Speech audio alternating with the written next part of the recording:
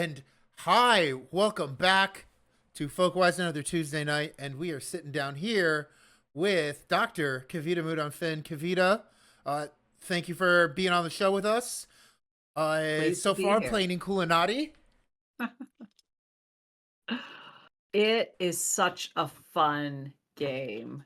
Oh my god. It is such a Silly. good time. There's the perfect balance of like absurdist whimsy with strategy. It's Yeah. like it's like you have to like take your brain totally into like goofy creative suspended disbelief town and then bring it right back to like battle strategy. Yeah, it's a really It's fun really fun. combination of those Yeah, things. kind of fun. I live in goofy suspended disbelief town, Daisy. Who are you talking? Who are you kidding?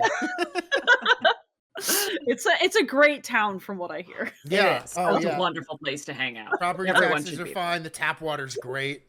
They Yeah. haven't developed along uh the willing disbelief river that runs into the town. Yeah. Uh, Right. but back to the real world, or as real as it gets around here. Kavita, we have some questions for you about your work and other fun things we discovered as we were researching you. Do you want to get into these questions? Absolutely. Oh, cool. Let's get into it. Before we do, though, I think Daisy has a public service announcement that they have to read starting now. I have a public service announcement for the people of chat, the Academy as we lovingly call them. Yes. You are about to proceed into either auditorially, visually, and or both an interview. Oh boy. And and this interview, you might think, oh, I hear the voice of Daisy all the time. I see Dom. Maybe it's reversed. Sometimes it's the backwards. opposite. And you might think that this show is like only two people plus a guest every week, and that it would be wrong. That would be extremely wrong. That would not be true at all. These interviews, the questions that we curate, would not be possible without our team of Folkwise sleuths. So we would like to thank them. Especially if you listen to a question, you think it's really good. It's the same question you had.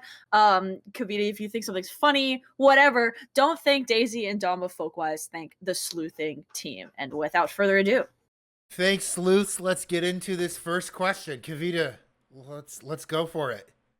All right. So, our first question, starting pretty broad and then getting more narrow, but our first question, how have medieval history adaptations led to the transmission of knowledge or understandings of the past outside of just engaging with historiographies?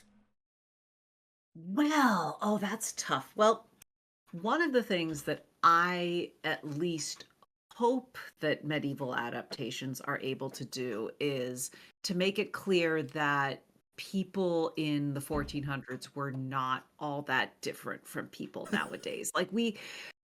There is this myth that human progress just moves in one direction and that it always moves at a pace, and it doesn't.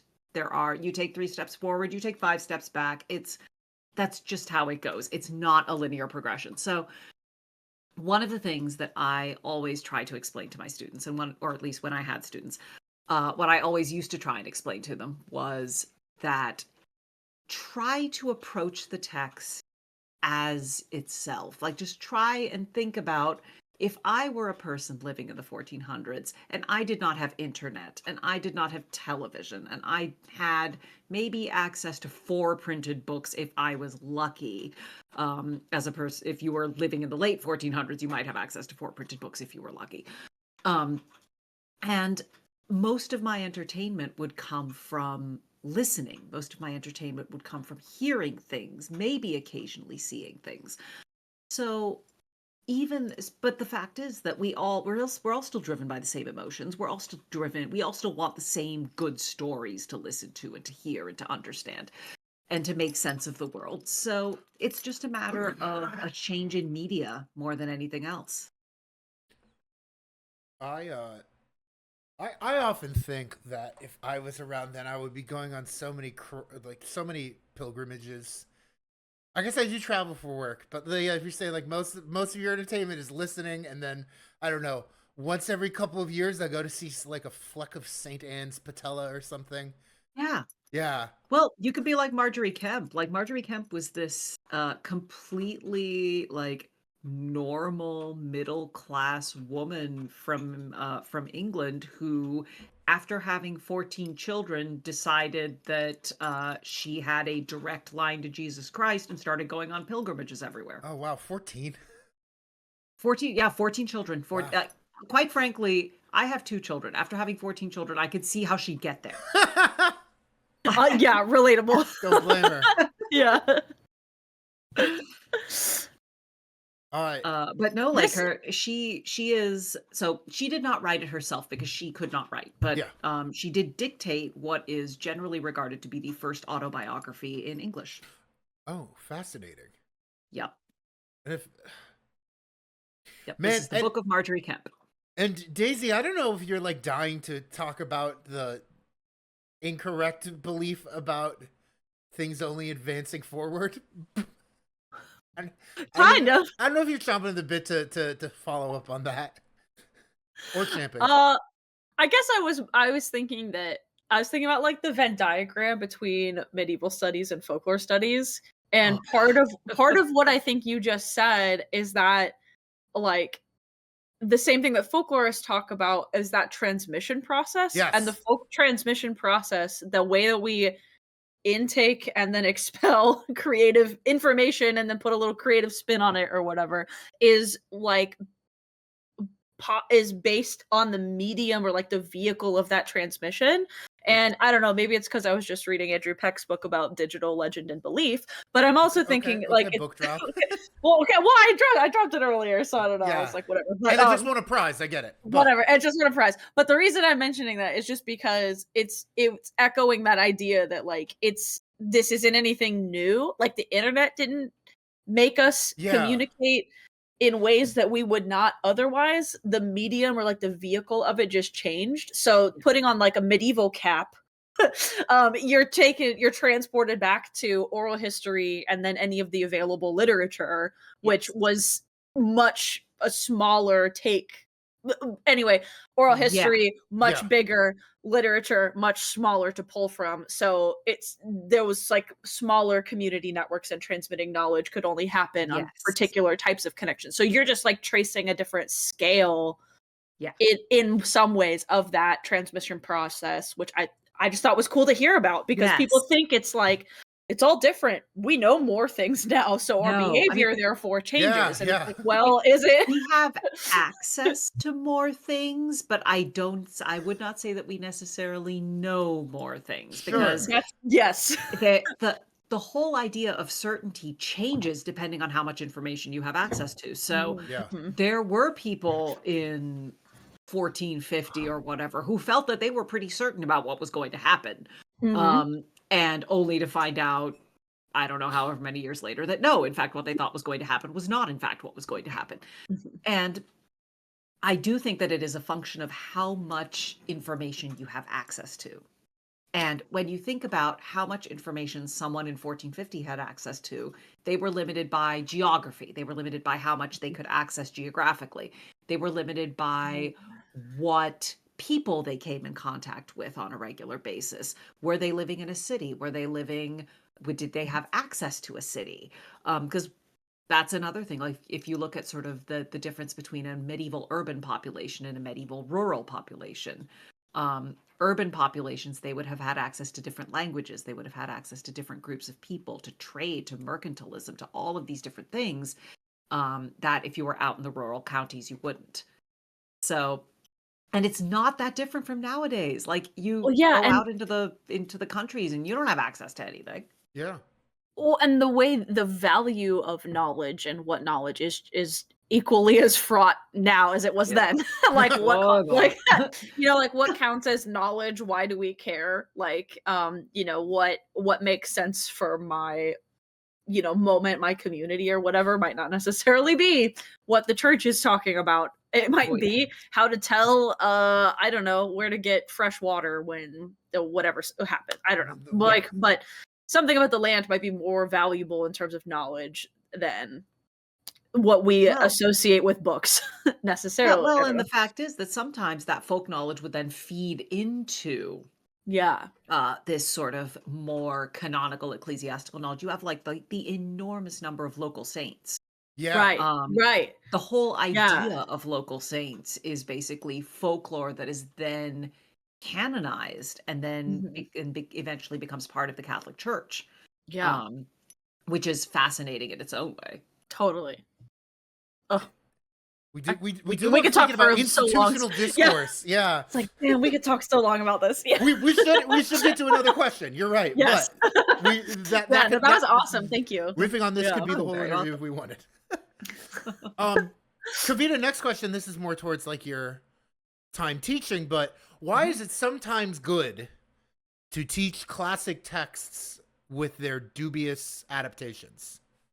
Oh, it is. I find it so much fun to teach classic texts with dubious adaptations because that's how I learned how to read classic texts, was with Of dubious course. adaptations. That makes Um, so much sense when you put yeah, it that way, and it didn't even occur that's to me. But like, of yeah. course, Because you when you I ha- was you growing up, yeah, that was what I watched. Like Mhm. I remember watching like Disney versions of fairy tales. You start with that. Oh, hello, cat. Sorry, hi, my cat showed up. Her Which name is Oh, Opal. she's so Oh, Opal. pretty. Opal. It's little Opal. She's tiny. She's a baby. She's tiny, Oh, baby. she's But probably the same size as Gwenny. she weighs like 6 pounds. Like Oh, not so even. she's actually She's, she's really tiny. She's very Shocker small. of shockers. There's a thing that's smaller than Gwen. Gwen I is know. Can shocked you to find believe this. she's? Yeah, we think the vet thinks that she was a teen mom and it stunted her growth, but we're Mm. not sure. Anyway. Well, we know Gwen was a Anyway. runt. Yeah. So that's all. Yeah, like, Well, there we go. yeah. Even by Shih Tzu standards, she's tiny. Aw. Aw, that's Um, cute. but no, it's like there. Okay, I have now lost track. There was a Sorry, my cat, and Disney I cat lost fairy shut up. track I'm of tales. my train of sorry. thought. You were thinking about like fairy tales Yeah, and Disney thinking fairy about Fairy tales, yes. tales. yeah, or Well, like a lot of your times, Shakespeare, your example of yeah. Shakespeare text Mhm. that you rediscovered from your high school. You know, like you learning about it through your own dubious Yeah. interpretation. Yeah. Yeah, that's so like with Shakespeare, for instance, like I remember when I was a kid, I had a book of kind of prose retellings of Shakespeare. It was like the Charles and Mary Lamb, like 19th Yeah. century Shakespeare. And I remember reading that. I remember finding it kind of interesting. And then it was only when I was in, I think, middle school that I actually read one of the plays for the first time. I was like, oh, there's so much more in here than I thought. Yeah. Like they didn't mention all of this, like they didn't mention half of this stuff. Mm. What's going on over here? And so that and also around the same time that I was first reading Shakespeare, I was also first reading Jane Austen. And there are, of course, so many Jane Austen adaptations, and some of them are good and some of them are bad. And I remember it was actually right around the time that the very famous sort of like 1995 Pride and Prejudice came out with Colin Firth, Yep. that I first read the book, like not too much earlier than that. And I remember watching that and going, oh, that's what it's supposed to look like. And because I had previously seen, like, there was a version that they made in the 1940s where everyone was wearing like giant, poofy, like Civil War era dresses, and it looked completely wrong. Yeah. And I remember watching the version, the BBC version, going, oh, that's what it's supposed to look like. That's actually a good adaptation. I'm sure it's been long enough since I've seen the 1940s one, I don't remember, but I'm sure it's perfectly good. But Yeah.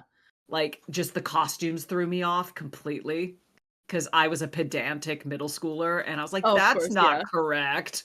Yeah, of That's course. not what they're supposed to look like. That's not what it looks like in my head, okay? Yeah. It's Yeah. like, ooh, that's not what it's supposed to be. That's so interesting. But Yeah, I and feel do you find yourself once you're like coming back around to better adaptations that you like understand anything better?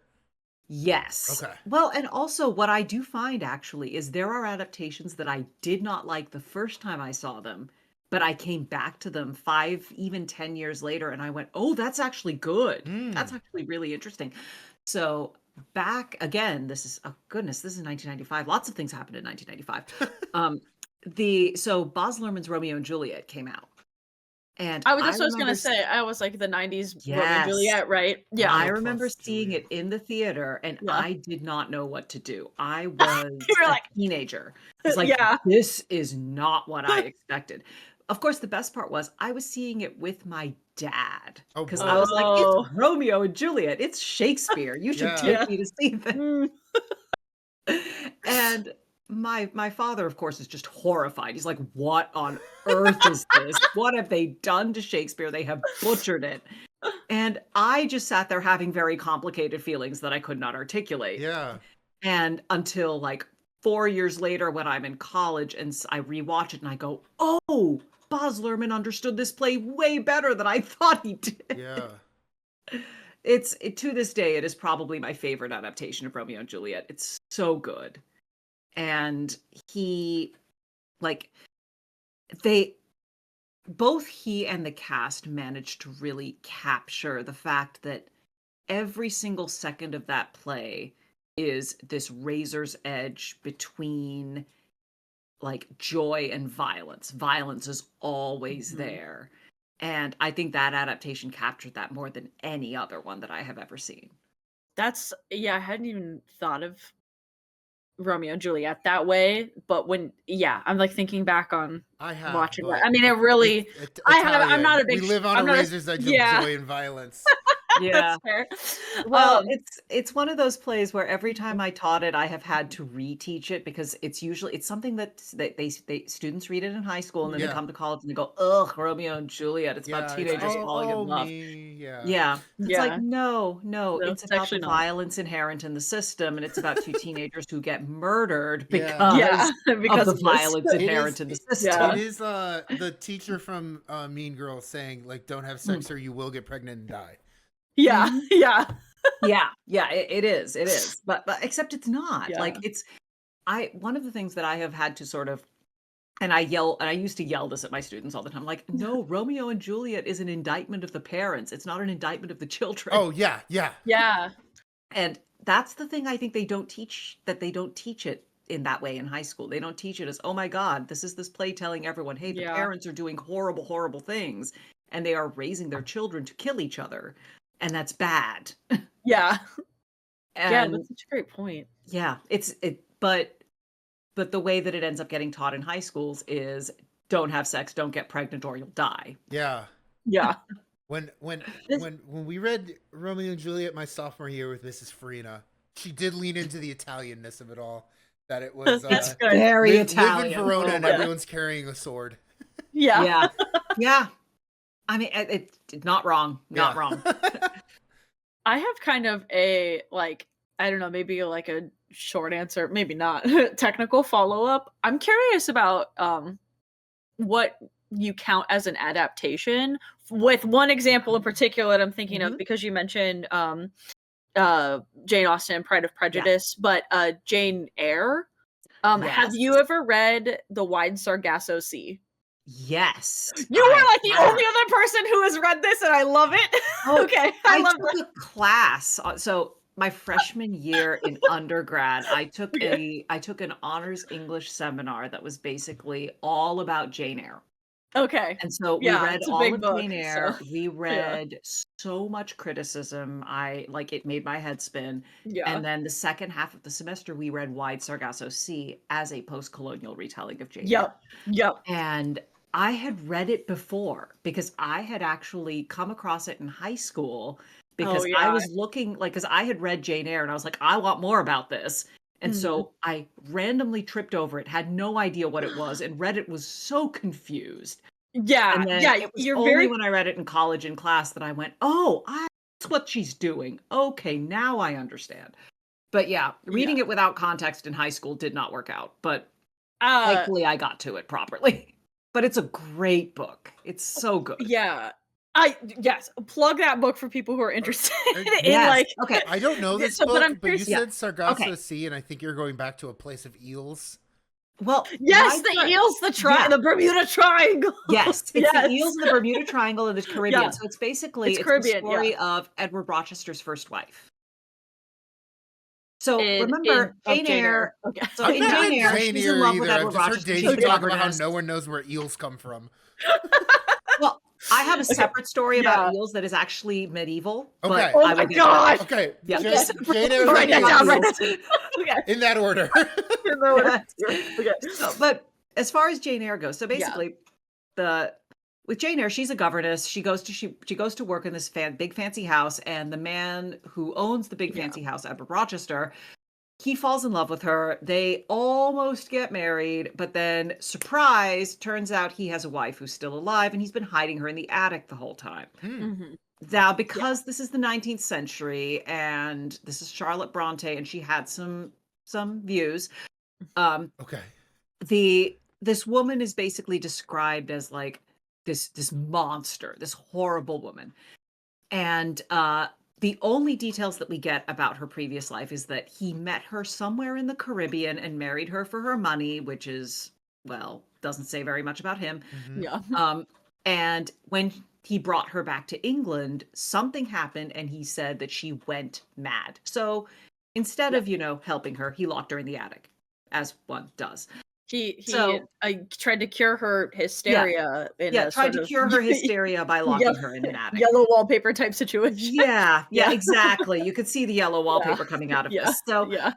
so Wide Sargasso Sea, Jean Reese, the author, basically said, okay, well, let's flip this on its head and let's tell the story of Bertha Mason, Rochester's first wife, who, it's very interesting, in Wide Sargasso Sea, that's not her name. Her name is Antoinette. Yeah. And one of the really massive plot turns is when Rochester basically renames her. It's like, no, you're Bertha now. And she's like, no, my name is Antoinette. And it's all about how basically she is this Creole mixed race woman. Mhm. And he marries her for her money and eventually realizes, no, she's just like that. She has her own cultural background. She has her own kind of views and her own beliefs as to how the world should be. And they don't jive with Edward Rochester, British colonialist. And so he locks her in an attic. And so it's very much sort of this post-colonial retelling of Jane Eyre that kind of puts it in this larger context that Charlotte Bronte leaves out. Yeah. And it's a really, really interesting book. Like, it's so well done. It's really, it's a very compelling read. It's a lot shorter than Jane Eyre. Yes. It's about Jane Eyre is a big book. Yeah. Jane Eyre is a big book. Wide Sargasso Sea is about easily like a third the length. It's of like Jane Eyre. maybe cool. it's like maybe 150 pages or something. Yeah, But- it's very short, but it's very well done. Yeah, and the reason I brought it up was because I'm curious if that counts in your kind of like fandom studies or just thinking about dubious adaptations, whatever. If a prequel like that counts as something you'd consider an adaptation, Or is Jane Eyre now Or the is it dubious just- adaptation of Wide Sargasso Sea? that's Well, that's the trouble. So yeah, I guess that depends on how you define adaptation. Because yeah. to me, when coming from kind of a fan studies background, I love the concept of a transformative work, which is something that I Yeah. think came out of folklore studies originally.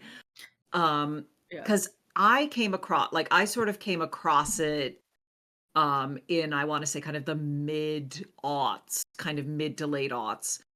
And I first came across it through a friend of mine who was a folklorist doing fan studies. Oh, who is that? So she was talking yeah. about Catherine Tosenberger. She was at Florida State. Now she's in like Canada. She's at Winnipeg.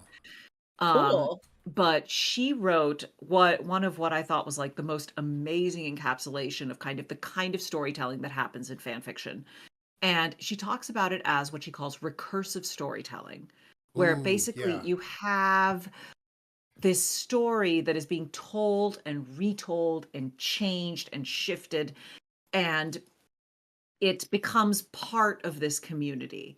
And to some extent, in order to understand it, you have to be in the community.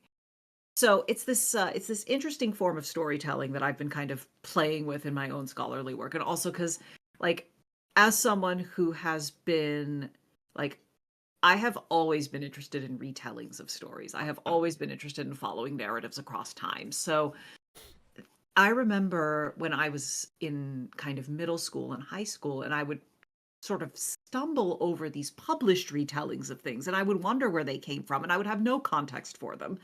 And then that was around the same time that the internet was first kind of starting to be this public space, and you could find people's fan fiction on GeoCities, and it was just kind of there for anyone to find. And I remember finding that at the same time as finding the published stuff and thinking, okay, what's the difference between these? Why is one published and one sort of hanging out on the corners of the internet? And at some point, I came to the conclusion that there's not really much of a difference between the two. It's simply a matter of which one gets into the right channels and which one doesn't.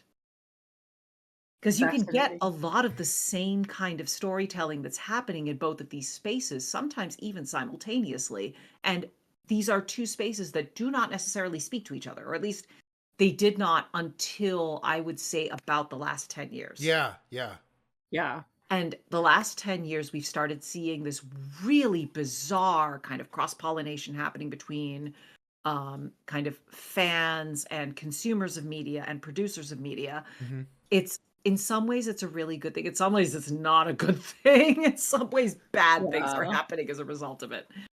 So I mean, we could definitely go down a rabbit hole. oh, there's there's so many rabbit holes you can go down that way. Yeah. Oh my God. Yeah. You This know, might you had mentioned an eel anecdote. Oh, yes. Oh, yeah. Oh, So we can It is eel, one of but my- also so- I do want to say the next question.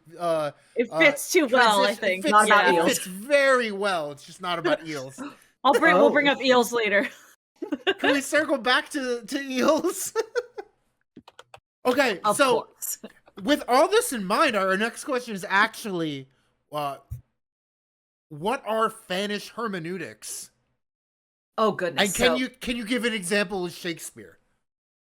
All right. So, fannish hermeneutics is a concept that a colleague of mine, Anna Wilson, over at Harvard, came up with. And it's basically a way of learning and knowing a text that is based in emotion rather than reason. Hmm. It's basically coming to a text not as something that you are learning, but as something that you love and learning it that way. So it's the way that I see it, and I don't know that this is exactly the way that Anna sees it, but the way that I see it is that it's when you are looking at a text from a kind of fannish perspective, that is to some extent what I view as. So, have you heard of the terms doylist and Watsonian? I can imagine what they mean, Okay. but I don't. I'm not in Okay. literature enough Okay. to know. But I It's think I it's know not it's it's a weird thing that's partly literature and partly it fan like- like, I don't even like- know where to go with it. like So Doylean. Is that what you said? Like so like imagine Sherlock Holmes. That's what So I'm saying. imagine like Yeah, the it's like- Sherlock Holmes universe. So you have Arthur Conan Doyle, the author of the Sherlock Holmes universe. Yes. And then you have John Watson, who is the narrator of the Yes. Sherlock Holmes universe. So when you talk about something that is when you are looking at something from the Watsonian perspective, you are within the universe trying to understand how it works from within. If you are looking at it from the Doylist perspective, you are looking at it from the author's perspective, from the outside, trying to figure out how the whole thing works. So I don't remember where I came across these two terms. It was years ago and completely by accident. But I find them tremendously useful because they are two different kinds of literary analysis. You have the kind of literary analysis that's focused on internal logic. If you are within the world, how are things supposed to work? And then you have the kind of literary analysis that's focused on the author. What is the author trying to do? What are the influences on the author? What is the text? Like, you could take this one step further and go full Roland Barthes on the whole thing. The author is dead. What is going on with the text? What is influencing the text? What is the text doing? And I feel that even taking the author out of the equation, you could still sort of look at these two different levels of textual analysis. So coming back to sort of the idea of looking at text in these two different ways, fannish hermeneutics leans more in the Watsonian direction than in the Doylist direction. It is about kind of coming to a text emotionally and trying to make it make sense in your head. This makes you just like blew my mind and gave me language for something that I feel like Oh, was wonderful. like stuck So there. glad. That was like really helpful, especially I'm sure that Dom and I are thinking of examples from A Song of Ice and Fire right now. When Oh, we think yeah, about the way that please we talk do. about the way that yeah. we talk about it. Maybe not. I don't know. That's No, what I'm doing. I wasn't even. I wasn't even. I was just I- honestly. I said this in chat, but this is the way Shirley and I talk about video games. Yeah. Yeah. I am always trying to figure out like what games is it in conversation with, and what is it trying to teach Mhm. me.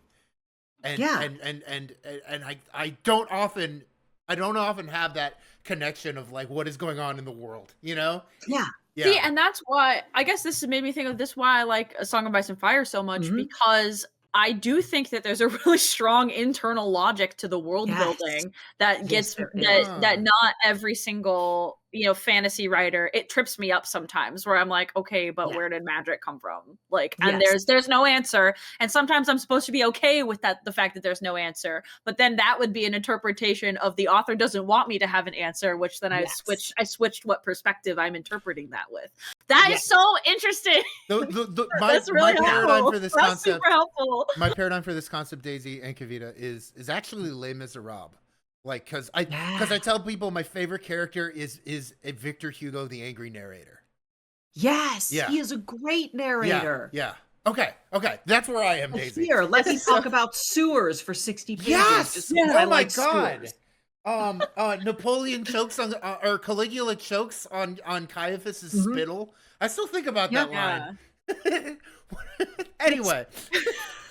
It's like, No, go yeah, Daisy, wow. go Daisy. I'm like, oh, this makes so much more sense because I've struggled with reading, and maybe this is probably because I'm not like a literary analysis person, but I've struggled sometimes in reading. Like, I'll feel like what part are we? At what point does the author actually like? At what point does George R. R. Martin inserting real life scenarios from the Super Bowl as like knights fighting? Like, and when does that matter, and when does it not? It It always doesn't. matters. Go it Big always- Blue. It just depends on take it that. just depends on who you're asking, right? It Because like, depends on who you're asking. Yeah, it Yes. depends on what Yeah. who you're asking and what you're asking. Yes. Those are Like, the two, like yeah. because and I speak as someone who has done Yeah. both kinds of analysis on Yeah. A Song of Ice and Fire, Right. and I still do because like it's so interesting because you can end up with the same conclusions going in both of those directions, Yeah. but the way that you get there is completely different. Totally. Like, I love when people think about like the economic systems. And they Yes. actually try to figure Oh. out like the internal logic of the coins, which I know George Martin has had a lot of trouble with because that's a really complicated thing Math. to do. Like, Yeah. it's or genetics or whatever it is. Anything that you try to Yeah. take in has like a real life analog, or I should say a non in text and like the reader Yeah. has more knowledge than the individuals within the text Yeah. do about those Yes. things. And it's like little I am that clues. person Oh my who god. goes on Tumblr and complains about how there's no middle class. Yeah, what's the deal? Yeah, it's so interesting. But Yeah. where's the middle class? Where are all the ladies in waiting? Where are my merchants? Yeah. No, it's so this makes that language of like whose perspective, but having like a word for it and saying like my interpretation is based on this idea Yeah. more than this. Yeah. And I like the implication that fans actually care a lot more about the content of the stuff that's within the text than they or if not- necessarily do, or that they're Or always if not they care more, enmeshed. but they have the yeah. access yeah. but like via their positionality as a fan. Yeah. They have the Yeah. access to do both. Yeah. Yes. Right, because That's where I think the fans come in, like, because when you're a literary critic, and this is something that oh my god, I would get into arguments with people when I was a graduate student about this, because my approach to literary criticism took both angles Yeah. into account. right. Whereas most approaches to literary criticism are strictly Doyleist. Sure. It is you Right, focus on right. the author. You are outside the text. You do not get into what's in. You do not treat the text like it's its own universe. Yeah, Yeah. you're And reading one like of- the but yeah, like Yeah. the political moment that the Yeah, you're author reading was that. Yeah, you're reading occupying it or in. whatever. You're reading about the culture, the influence, all of that Mhm. stuff, and that's fine. Don't get me wrong. That is a perfectly valid way to look at Yeah. literature, and I do it all the time. But it is not the only way to look at literature. And Yeah. Yes. one of the things that I've been doing in kind of the past, I would say the past 10 years or so of the scholarship that I've been working on is trying to kind of combine those things. And it's Yeah. hard. It Yeah. is really hard. I can see it being hard because you're like, somebody's going to be annoyed. Yeah, Yeah. yeah. You No know, you're matter working which way you against go, you're going you're to probably aggravate somebody. yeah, yeah. Kavita, can Dom, you give us a you gotta ask Shakespeare? us. Yeah, can you give us a Shakespeare Yeah. example of this? Since we've been taking this Yeah. to a place of Shakespeare. Okay. So, I'm afraid all of my examples are history plays because history plays are what I love. What? Okay. But What? Really? that is where I live. It is what I Yeah. love. So, let's see. So, in terms of looking at the internal logic of a Shakespeare play. So, if you look at the internal logic of the character of Richard of Gloucester, he is a character who appears for the first time in Henry VI Part 2. He's there in Part 3, and he gets his own play, Richard III, where he kills everybody and then ends up dying at the end. So if you're looking at this play, if you're looking at this arc, this giant character arc over 3 plays, and if you're looking at it strictly within internal logic, you say, okay, here's this guy. He's got a hunchback, he's got a withered arm, he's got a limp, he has got all kinds of problems, but he has a supportive family. Weirdly enough, he does have a supportive family, except for his mom who hates him, and that is Yeah. giving him issues. And you can look at him over the course of these 2 plays, and you could see how he gets to where he is. Because you can look at how all of the other characters react to him. You can look at how he reacts to all of the other characters. And you can see, okay, I could see how this man decided that murder is the only answer to all of his problems. You take a step back and you're looking at it from a Doyleist perspective. You could say, okay, William Shakespeare and Christopher Marlowe, who was his co-author on at least some of these plays, were very concerned about this looming succession crisis that was about to happen because Queen Elizabeth I was in her 60s and did not have any kids. So everybody knew something was about to happen. Nobody knew what. And what they also knew was the last time there was a succession crisis, bad things happened. So what they could do instead was write plays about the last time bad things happened in the hopes that somebody in the powers that be would wake up and go, hey, maybe we should sort out this whole succession thing. Some James somewhere is going to read that. Yeah, some James ought to baby become king. Come on, let's figure this out. So you can look at these plays in both ways. You can look at them from the viewpoint of internal logic. You can say, okay, this is a character. How is this character interacting with his environment? How is this character trying to manipulate his environment? And then on the other hand, you can look at, okay, how is Shakespeare, the author, looking at this character, forming this character, using medical ideas about humors, ideas about deformity, ideas about how morality is tied up in disability, like all of these things that nowadays we would look at and we would go, oh, that's really awful. Why on earth would you connect those 2 things? But in Elizabethan England, it would have been the norm. Mm-hmm. That makes so much sense. Now I'm thinking about whether or not Dante's Inferno is Bible fan fiction. Yeah, actually, depending by some definitions, it absolutely is. Yeah. Also, Virgil. I was going to say it's Virgil yeah, fanfic. yeah. Well, Virgil Virgil fan fiction. fanfic. Sorry, Oh Virgil my fan God. fiction. But No, it could be both. Have you seen the Actually, comic? No, but I know I will seen send the it. video. I will find it and send it to you. Yes, I Oh will my put it in the God. chat. Have you seen the One video second. game? Do they kiss? No, in the it's a comic. Let me find it. Okay. No, it's literally just like a 2-panel comic. I use it Okay. because oh my gosh, that's awesome. I am just an eternal dork. It's like, do they kiss when in the end? Yeah, Because I feel like they should. Yeah, it's close. It's close. Here, I will put it in the chat once. I love that. Okay, Dante fanfic. There we go. Gosh, I love it. Kavita, I'm just. Oh, it's so good. It's so.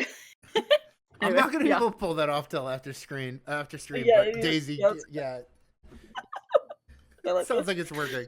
Because, like, the thing is, if you act like in Dante's Inferno, if you're reading it, he's constantly fainting into Virgil's arms. Yeah. I mean, He's like it's very right like there. he is like starstruck, but it's a little more like physically Oh, sensual. It's than being- yeah, Yeah. there's like- more going on. And also, Physically sensual when I taught starstruck. Dante's Inferno, I could not help but notice that so many of the people that he puts into hell in the particularly Oh, yeah. nasty bits are people he doesn't like. Yeah. Yeah, right. More power to you, Dante. If I were Yeah. writing the Inferno, I would also people it with people I didn't like. Right.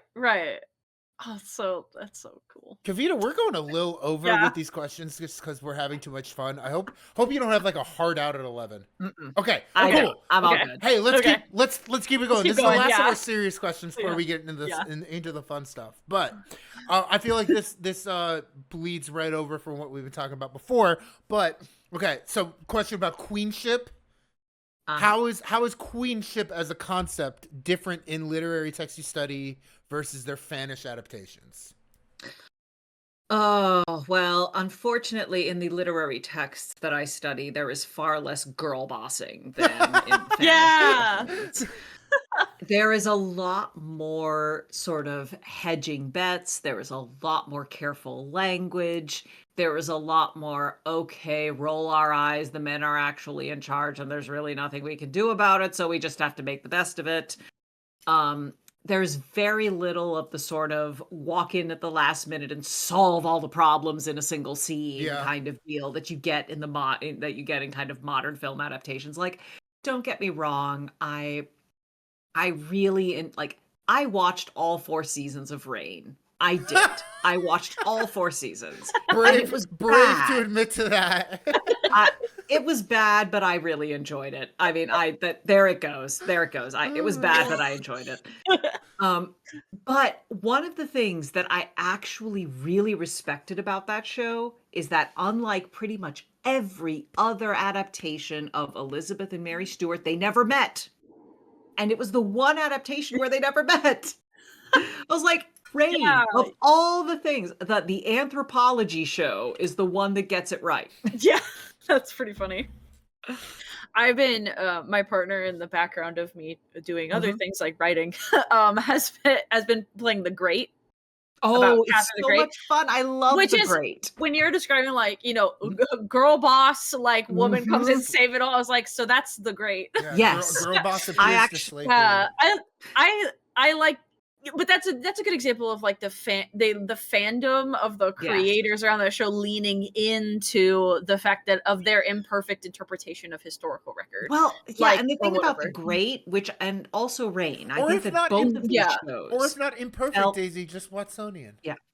Just what's Yeah, on it's- here? That's the thing, because what I loved about those shows is that yes, it was ridiculous. It was Yeah. completely ridiculous, but the internal logic was there. Yeah. Because the show basically said at the very beginning, this is how we're doing things. Yep. You as the audience just sort of went with it. Yeah. It says like I us- didn't us expect anything sometimes- better from Rain. I knew what I was expecting because from the second that they started playing the Lumineers and showed me Mary Stuart playing Yeah, you're soccer in a right. field in Scotland, it's Yeah. like, okay, I can see where we're going with this. Right. Now, contrast that to something like The Tudors, where Right. It's like they hype. open, they're like, this is serious. We're going to tell you the real story. Yeah. And then you watch, you're like, no, this is It ridiculous. can't be the real Jonathan Rhys story. Meyers does not even have red hair. Stop it. Yeah. I He's will just kinda die on hot that hill. yelling for They 4 like, seasons. He just had to dye his hair. They could have put a wig on him. Yeah. It was a basic thing. Basic failure of imagination. Shouts to Yeah. the Tudors for unleashing Henry Cavill on the world. That's Oh, true, God. actually. Yeah. Yeah, Yeah, Mr. actually, Brandon. we got something good out of that. We Yeah. did. Yep. Everybody did. Yeah, we did. Everybody did. Yep. And Natalie Dormer. Awesome. Oh, that's yes, true. Yeah. Also true. Yeah. Yes. Oh my God. Yeah. She's amazing. I will be honest, I am still sad that no one has ever cast her to play Elizabeth Woodville in a Wars of the Roses adaptation. Ooh. Someday I want them to do that. Because she would be perfect. She would be absolutely perfect. But sadly, no one has listened to me yet. Fair. All right. So those are like our serious academic questions that we have for you. Are you ready to get into fun questions, which is other Sure. shorter answers, other Okay. stuff we found while we were researching you? Absolutely. Daisy, hit her with the first one. All right. What's the best food that you ate from each place that you went to school? The Oxford, the Cambridge, or the Columbus, Ohio host of the Ohio State University, which is also where I attend right now. Oh yeah. Well, the Ohio State. Well, unfortunately, I expect most of the places where I used to eat at the Ohio State University are no longer there. Rip? That's probably true. Yeah. Sad. Because like is Zenshaw Tea Salon in the Short Yes, North still there? Zenshaw is so good, and they Oh have my a God. like a okonomiyaki like pancake that is like Oh, fire. I'm Also, so there's a glad they guy. still exist. Oh my Aw. god, there's a love guy who them. works there that Mhm. is like basically the like Midwest version of what's oh my god, it's so embarrassing, I can't remember his name right now. An Avatar Last Airbender. Oh my Uncle God. Uncle Iroh. Uncle Yeah, he's Iroh? literally There we go. like Midwest Uncle Iroh. Got that Oh on my God. tea. He's so like shy and patient and just tells you about all of the teas and it's just like very I miss Who's that place. that? I Yeah. loved Okay, And this is that's the Short when North? I was at Ohio State. yeah, it's a short north, yeah. Aw. Yes. They like close at 2 or something. There's like they I have a used to weird go there time for or lunch. something. Yeah. No. Oh, Yeah, oh. it's like a breakfast lunch place. I mean, it's tea, so I get it. But yeah, they like don't do Sure. dinner. It's a first two shifts You kind of have to kind of plan. place. Yeah, you kind Yeah. of like plan for when you go there. You have a 9 But to yeah, 5. that but was one of my favorite places in yeah, that Columbus, place was Zenshaw Tea Salon. rocks. There was also there was this bar in the Short North called the Surly Girl. That might I be do gone. not know if that's still That might be there. gone. Yeah, they were a lot of fun. It was they had sort of like a speakeasy bordello vibe going. I was a big That's fan. cool. Rip That's to all cool. We the also Surly call girls. this dog Surly Girl. Oh, Surly Girl. She Hello. is. It's for pets. Oh Yeah. my gosh, Surly Girl. Yes. She's been with you that entire time. She on your has. lap. She's been I mean, sleeping on people my lap. people need to know that entire time this dog Yeah, has been the hidden. entire Aw. time this dog has been Reveal. sleeping on my lap. That's where she goes. I might like when I edit this for YouTube, just smash cut into that. That would be so cute. Yeah. Dog. Yeah. But, What about so- Cambridge or Oxford? Let's see. Well, in Oxford, one of my favorite places was this Chinese restaurant off the Ooh. Cowley Road called the Red Star. Oh, that's getting And a it- Chinese, that's- right? Yeah. Yes. It was so they had these like giant tables. You'd go in, it was cafeteria style, but the Oh. food was so good. Oh. That's Like awesome. there was this soup that they made. It was like this like weird chili soup. I don't remember what it was, but I used to get that, and they had this like fried eggplant or something that was really, Oh, really yes. good. I love fried Yes, eggplant. I love any So- eggplant at any Chinese restaurant. My order. So I used to get those two things together, and the soup was the like Oh. I have a very vivid memory of a time that I had the flu, and then the first thing I ate after having the flu was a giant bowl of that chili soup. like a And bright it was red so soup. good. Like it was just it tasted so amazing. So that was probably one of my That's favorite awesome. places to eat in Oxford. answer. Although I have to give props to the high table at Merton College, which was excellent. The one time that I got to Me too. enjoy it. Ooh. Cool. It was I sang in the chapel choir at Merton for 3 years. Whoa. All 3 years that I was there That's as a graduate awesome. student. And Oh, yeah. so my final week of my final year as a graduate student, I managed to convince one of the fellows to let me go to high table, and that was pretty great. That's excellent. that's pretty awesome. So yeah, like high table food in Oxford or Cambridge is amazing if you Nice. can manage it. But you have to be able to get you have to know someone who knows someone Yeah. to get to it. Got it. And in Cambridge, oh goodness, what was it? There was this I'm trying to remember the name of the place now, and there was a coffee shop that served the most amazing hot chocolate. Ooh. And I am absolutely blanking on the name of the coffee shop. I do not know if it's still there because this was 2005. Let me be clear. This was a long time ago. Yeah. But they used to have a hot chocolate they would make with literal melted chocolate. And I would get it's like a like cup official. this big That's right. of melted Yep. chocolate. And I would Yes. literally Yep. sit there and drink the whole thing over the course Yep. of 2 hours and read a book. It was Yeah. great. Beautiful. That's awesome. That's So, elite hot yeah. chocolate. It's like the actual bar is melted. And there's a place in Oxford that does it too. They had smaller portions, but it is also very good. It's in the covered market. Yeah. Yeah. So the covered market chocolate place, there's also Ben's Cookies across the covered market from the chocolate place. So you can get hot chocolate and ridiculous cookies at the same time, which I have That's done. a Highly dream. recommend. A dream. Yeah, you're living the Beautiful. dream at that point. Yeah. Yeah. Man, I need to write all those down. I know. Daisy, you I take know. me to this tea place next time I'm in Columbus. I will totally take you there. Yeah. Yeah. Do they It's still good. do the lunch bento? Because they used to do a Yes. lunch bento option. That was so good. Yeah, and they have like their tea menu has taught me so much about like tea of the world just by sitting in the cafe, like like I feel like I learned something about how tea grows as a plant just by being a patron of their establishment.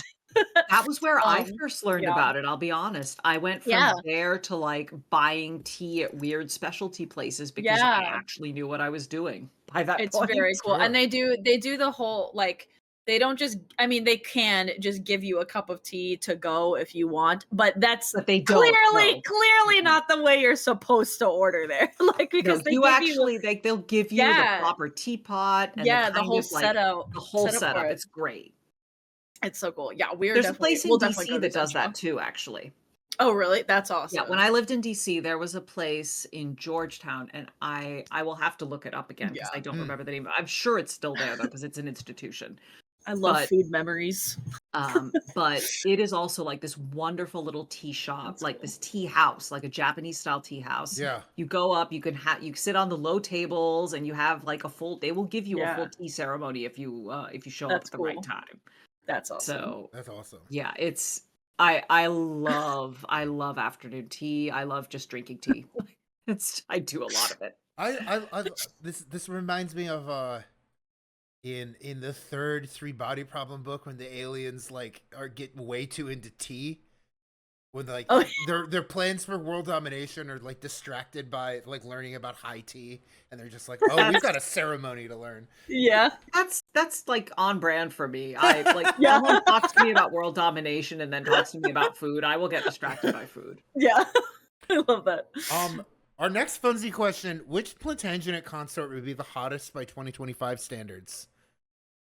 Oh, by 2025 standards, that's hard. Yeah. Oh, it's got to be Margaret. It's got to be Margaret. Hell yeah. Margaret is the girl bossiest of girl bosses. Margaret Instabaddie. Amazing. Yeah, like Elizabeth is close, but Margaret just has panache. Ooh, I love that. Oh, panache. Daisy left me a great note that just says circling back to eels, and then it's like two ellipses next to each other, so it's a very long pause. Circling back to eels. All right, so the eel story is actually related to a very cool English queen. Oh, let's go. That's amazing. We love that. So King Henry I was the grandson of William the Conqueror, I believe. And he unfortunately died without a male heir. His son died in a shipwreck unexpectedly. And he had one daughter left, and this daughter was married to the Holy Roman Emperor. Her name was Matilda. And King Henry made and if you have seen House of the Dragon, this is going to say her name is familiar. Rhaenyra, right? King Henry. Okay. King Henry told everyone, my daughter is going to be my heir. You all have to listen to me. And everyone said, oh yeah, King Henry will definitely listen to you. And they all swore allegiance to his daughter, Matilda. And then King Henry, at some point, decided that he was going to have a very nice dinner of lampreys. At which point he died of a surfeit of lampreys. That is the quote. A surfeit of lampreys. He ate too many of them, and he died. Too many. Like how? He ate so many eels that Yep. Eels. Yeah. He died of too many eel. Too many Eels up eels. inside him. I mean, honestly, that's my favorite, like, Oh. monarchical death is a Serpent of Lampreys. Oh my god. Serpent of The Lampreys. only one that comes second is Henry II of France, who died because someone put a lance through his eye. Oh my gosh. This is I mean, like- that's pretty. This is That like one that. there is eyewitness testimony. Like that one was that one is That was like a multiple whole- recorded in multiple wow. sources. The Serpent of Lampreys one might be apocryphal. We don't know. That one, it's recorded in like one or two Yeah. sources, but it doesn't appear in all of them. So we Interesting. can't. We don't. I hope that I think it's true. I personally believe it's true. When you get old enough and you have as many lampreys Yeah, before you as this eels- guy did, they're very Eels irresistible. are a rich, fatty food. Yeah. Like he was in his 60s, like that, the cholesterol, I whatever it was, I understand it. I could see it happen. This is like Zachary Taylor dying of eating too many strawberries or whatever the Yes. doctor said. Yeah. What was it? Like, was it strawberries or was it peaches? I don't remember, but it was like some fruit. But it was Yeah. it was a fruit. It would be years before people figured out people in DC were getting cholera all the time. They're like, I don't know, too many strawberries. Oh yeah. I have a sister who is a That's pretty good. toxicologist, so I get to hear about this stuff. Daisy, you gotta ask this next one.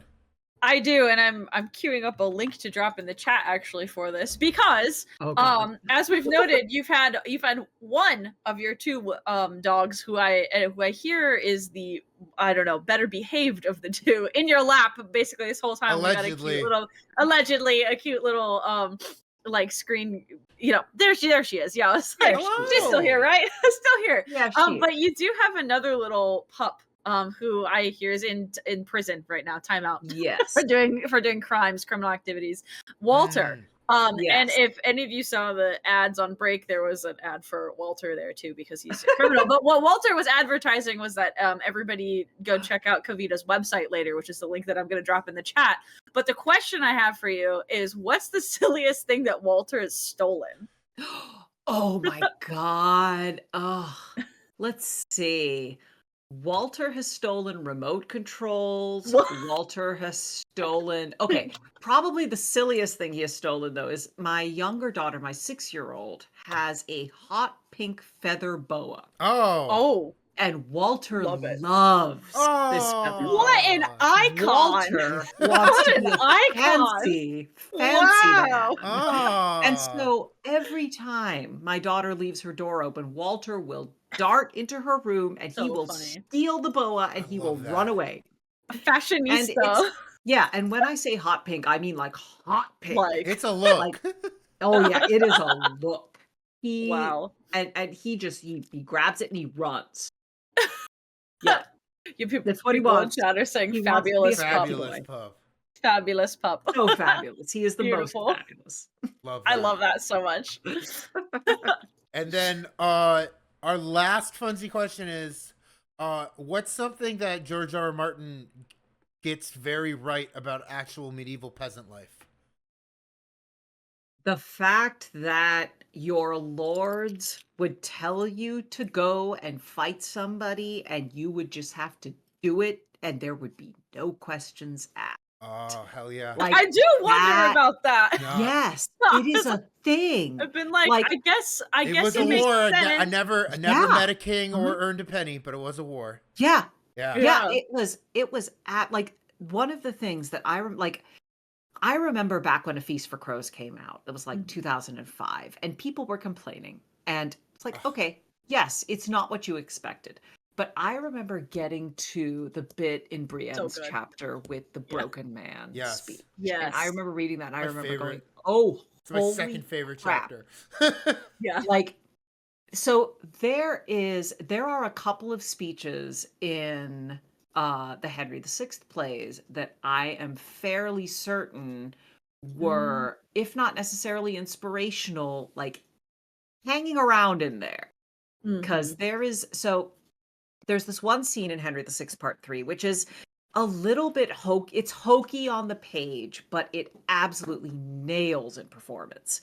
And it's this scene where there's a father who comes on stage and he's fighting for one side, and he finds himself and he realizes that he has accidentally killed his son who was fighting for the other side. And of course, like, it is totally predictable. You know exactly what's going to happen when a guy walks on stage, like, oh yeah, I'm a father. I have a son. He's somewhere. I don't know where he is. Yeah. But, you're like, well, you know exactly what's going to happen. Yeah, you're like, well, But it's incredibly effective because it's just this one microcosm of, yeah, you've got all of these nobles being assholes to each other, but the human cost of all of that is enormous. yeah. And it's really brought home in that one scene. Oh. And I feel that you got a similar kind of a very similar moment happening in that kind of broken man scene with yeah, so good. Yeah, I loved that entire sort of, I love it so much. You ever seen Scad do the monologue? Like, do it as a monologue? I think I saw. I was gonna say, I think he won the competition. Yes, I heard about. Yeah. I definitely. Yes, I think I've heard it on audio. It's it's on YouTube. It's on YouTube. The rooms, like, the room everybody's like pin drop, and everybody's like goosebumps. Like, while he's giving that, it's so good. Yeah. Daisy, that's oh no, Kavita, go. So well done. It's so like that one, and then there's the Ilaria one in Dance of Dragons. That's like underrated. No, it just makes me sad now because like she was so different from that on the show. God. Like they could not be less similar. The Ilaria on Dance of Dragons, I will be honest, like, I remember, because Indra Varma has been an actress I have loved for years. I've loved her since the 90s. And I was going to say, let's go when HBO's Rome. Yeah, like, I remember when I heard she was going to play Ilaria, and I was like, oh she's perfect. And I thought, like, oh my God, she's going to get that speech. And then they never gave it to her. And they never did anything. Like,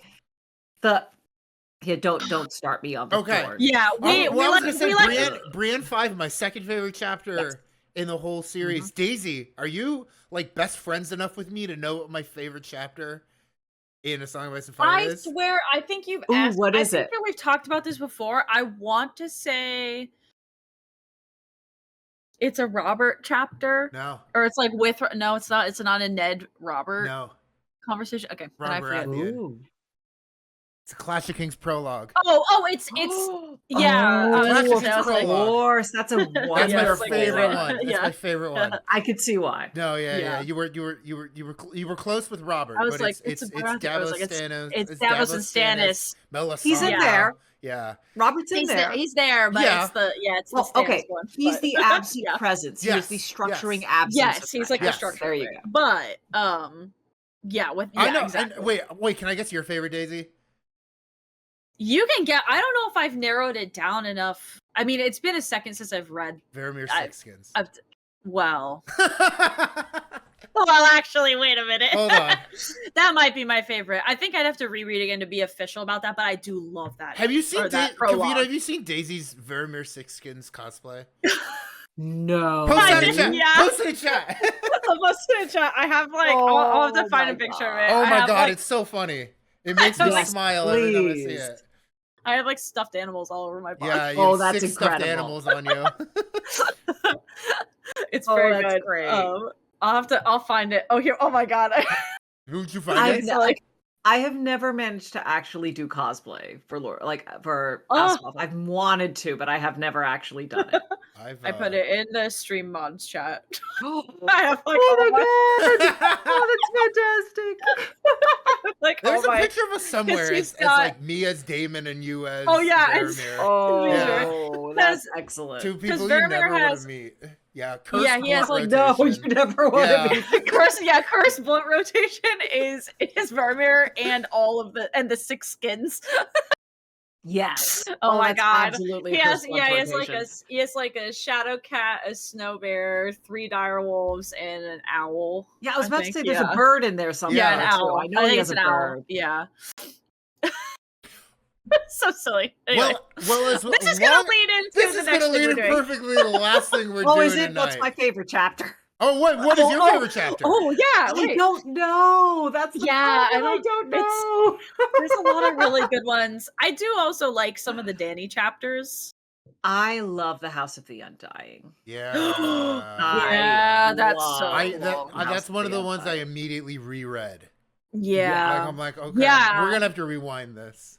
Especially with like the Game of Thrones adaptation of it too, like that made me want to go like this is Aquaman like in a tent. Yeah, what are you yeah, doing? I was like this is like half right, half wrong, and What I need loved, to know. Yeah. I will be honest, one of Yeah. the things that I honestly felt watching House of the Dragon, particularly the Harrenhal scenes, was Yes. that Now we're that talking. was the House of the Now Undying. we're Yes, talking. yes, Yes. yes. I was sitting there screaming I as loved as it. the world's Yeah, biggest yeah. Damon defender.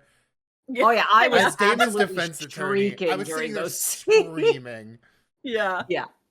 Oh, so much Oh, screaming. You know, that like, was really and the good. thing is, like, I'm watching it with my husband and my husband and my brother and a couple of our friends. Yeah, Like, you we're do all look kind of hanging out and watching it. Mhm. And they're like, "What is wrong with you?" I'm like, "No, but this is really The cool." weirwood is crying. Yeah. Like, it's the weirwood and it's talking to him. Kavita, thank you for Kavita, you got anything to plug? yeah, thank you for being with us tonight. Yeah, anything this to has been a plug? blast. Is it cool if I drop your blue sky in for people to follow Yes, you? If you want? absolutely. Okay. Please drop it. Does Folkwise I'm follow gonna you follow yet? it too. Well, we're gonna do it now. We're doing it now. I also dropped your website in there before. I saw that. Yes, you put it on with Walter, and, which is Put it on with important. Walter too. I put it on Walter. I'll drop it in again so that people can click the link if they want to. And then Much appreciated. you've written a ton of stuff, and it's it's findable. Yes. So that's always good. Most of it, there are links to it on my website. One of my most recent articles is actually open access. There's one on Shakespeare from Transformative Works and Cultures, which you can find. You don't have to pay for it. It is totally available. Yeah. I think you might have dropped that in chat already, Daisy. I did, but I'll do it again. Yeah. Bring it up. I am quite happy about that one. That is one where I got to make fun of people saying stupid stuff about Shakespeare, which is always a good time. Oh yeah. That's fun. Yeah. You got to that point where you're like, I can tell them that they're wrong now. Yeah. I can laugh at this now. Oh my god. Anyone who tries to tell me that Shakespeare did not write Shakespeare ends up getting a lecture about how stupid they are. I can't wait for you to meet Roland Emmerich in person. Yeah. Just let him if hear I it. ever met Roland Emmerich in person, there would be so like A fight. like why? Why would you do this? There were so many things you could have done. Why? I love that. Well, thank you for spending probably more time than you had expected, but very much appreciated hours. Totally with us. fine. This has been great. It's been a ton of fun. This has been so much fun. I don't know if the elasticity is going to like return to my brain after this one. I think next week I might not be asking questions next week's interview. Yeah. For real. Thank you so much. I think we should probably just close out because we're about 10 minutes. Ladders for Kavita. Yeah. Ladders for Kavita. Yes. Yes. Thanks all. I see the ladders in chat. Thank you, everyone.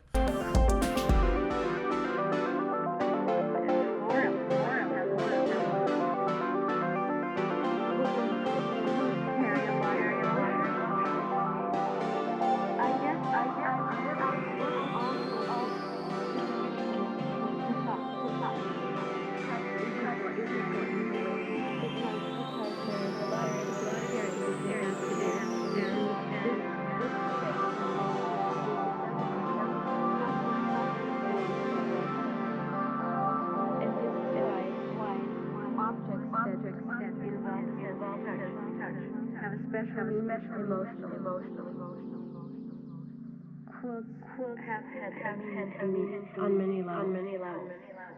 Making quilts helped me to get a sense of my own space, sense of finding my way, sense of really working my way out of my labyrinth.